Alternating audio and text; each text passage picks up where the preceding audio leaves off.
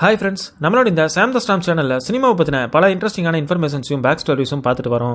அந்த வகையில் இன்றைக்கி நம்ம வீடியோவில் பிப்ரவரி மாதம் ரிலீஸ் ஆன மஞ்சுமல் பாய்ஸ் கமலஹாசன் நடித்த குணா படத்தை எப்படி ரெஃப்ரெஷ் பண்ணி மக்கள் மத்தியில் கொண்டு போய் சேர்த்துன விஷயம் எல்லாருக்குமே தெரிஞ்சது தான். ஸோ இந்த வீடியோவில் கமலஹாசன் நடித்த குணா படத்தை பற்றி நிறைய பேருக்கு தெரியாத இன்ட்ரெஸ்டிங்கான இன்ஃபர்மேஷன்ஸை பற்றி தான் பார்க்க போகிறோம். வீடியோக்குள்ளே போகிறதுக்கு முன்னாடி நீங்கள் என்னோட சேனலுக்கு ஃபஸ்ட் டைம் வரீங்க, சினிமா ஃபேன் இருக்கீங்க அப்படின்னா என்னோட சேனலை சப்ஸ்கிரைப் பண்ணி சப்போர்ட் பண்ணுங்கள். இப்போ வாங்க வீடியோக்குள்ளே போகலாம். பொதுவாகவே கமலஹாசனோட பெரும்பாலான படங்கள் ரிலீஸ் ஆன டைமில் மக்கள் மத்தியில் பெரிய வரவேற்பை பெறாமல் ரொம்ப வருஷத்துக்கு அப்புறம் காலம் கடந்து தலையில் தூக்கி வச்சு கொண்டாடக்கூடிய நிகழ்வுகள் ரெகுலராக பார்த்துட்டு தான் வரோம். அதுக்கு உதாரணமாக பல படங்களை சொல்லலாம்.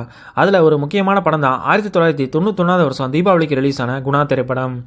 இந்த குணா படம் ரிலீஸ் ஆன டைமில் மக்கள் மத்தியில் வரவேற்பை பெறல. அதுக்கான இன்னொரு காரணம் என்ன அப்படின்னா, அதே டைமில் ரிலீஸ் ஆன ரஜினியோட தளபதி திரைப்படம் தான்.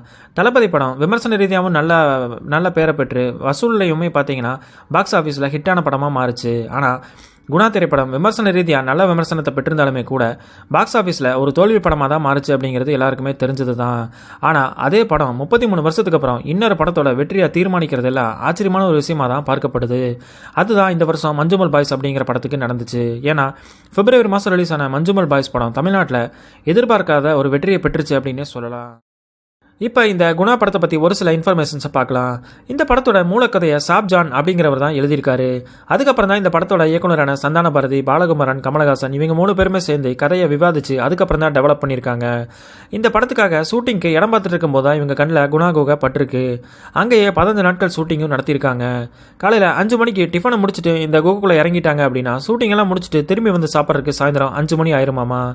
டெவில்ஸ் கிச்சன் அப்படிங்கிற இடத்துக்கு பின்னாடி இருக்கிற குகையில் தான் இந்த ஷூட்டிங்கே நடந்திருக்கு. அதுதான் பிற்காலத்தில் குணா குகை அப்படின்னு சொல்கிற அளவுக்கு ஃபேமஸும் ஆயிருக்கு. இந்த ஷூட்டிங் நடந்த குகையில் வெளிச்சமே கிடையாது. அதே மாதிரி லைட்ஸுமே ரொம்ப பயன்படுத்த முடியாது. ஸோ கிடைக்கிற வெளிச்சத்தில் ஒரு சில லைட்ஸை மட்டுமே யூஸ் பண்ணி தான் இந்த படத்தோட ஷூட்டிங்கே நடத்தியிருக்காங்க. ஒரு சில இடத்துல மெழுகுவர்த்தியும் தீப்பந்தமும் கொளுத்தி தான் இந்த படத்தோட ஷூட்டிங்கும் நடந்திருக்கு. அதே மாதிரி இந்த படத்தில் வந்த ஃபேமஸ் பாடலான கண்மணி அன்போடு காதலன் அப்படிங்கிற பாட்டை 3 குகையில் படமாக்கியிருக்காங்க. அதே மாதிரி இந்த படத்தில் வந்த ஹீரோயினான ரோஷினி அப்படிங்கிறவங்க பணக்கார வீட்டு பெண்ணாமா ஒரு தேவதை மாதிரியான ஒரு ஹீரோயினை இந்த படத்தில் போடணும் அப்படிங்கிறதுக்காக இவங்களை தேடி பிடிச்சி இந்த படத்தில் ஹீரோயினாக ஆக்கியிருக்காங்க.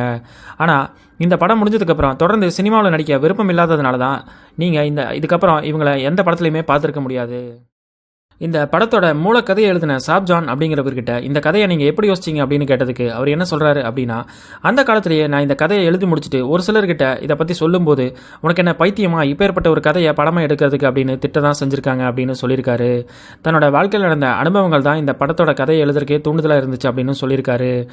அதே மாதிரி ஒருத்தன் பிரதிபலன் பார்க்காம கொடுக்குற அன்பு எப்பேற்பட்டது அப்படிங்கிற யோசிச்சு தான் இந்த கதையை எழுதினதாகவும், கேரளா இருக்கிற கொச்சியில் ஒரு காஃபி ஷாப்பில் காலையில் 5 மணிக்கு உட்காந்து ஒரு சின்ன பேப்பரில் இந்த கதையை எழுத ஆரம்பித்து தங்கு தடை இல்லாமல் இந்த கதையை எழுதி முடிச்சதாக அவர் சொல்கிறாரு. உங்களுக்கு குணா படம் பிடிக்குமா அப்படிங்கிறத கமெண்ட்டில் சொல்லுங்கள். இந்த வீடியோ பிடிச்சா ஒரு லைக் பண்ணிவிட்டு என்னோட சேனலை சப்ஸ்கிரைப் பண்ணி சப்போர்ட் பண்ணுங்கள். தேங்க்ஸ் ஃபார் வாட்சிங்.